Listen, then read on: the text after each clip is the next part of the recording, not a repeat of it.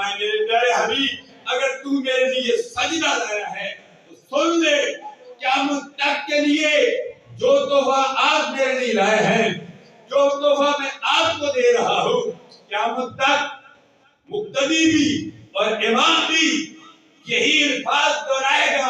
कौन से अल्फाज? कुछ अल्फाज आपने कहे हैं, ये तोहफा नमाज का तोहफा, सज्जे का तोहफा, इबादत रियाजत का तोहफा, और मेरी तरफ से तोहफा ये है अस्सलामु अलैका अय्युहन नबिय्यो व रहमतुल्लाहि व बरकातुहू। फरमाया मेरे प्यारे हबीब आप पर मेरी तरफ से सलाम। सुभान अल्लाह। आज ये अल्फाज नाजीद हक्कारी भी अदा करता है, आज हाजी फजल खान साहब भी अदा करते हैं, मेरे वालिद गिरामी हाजी आजम खान बैठे हुए ये भी अदा करते हैं, सारे अदा करते हैं।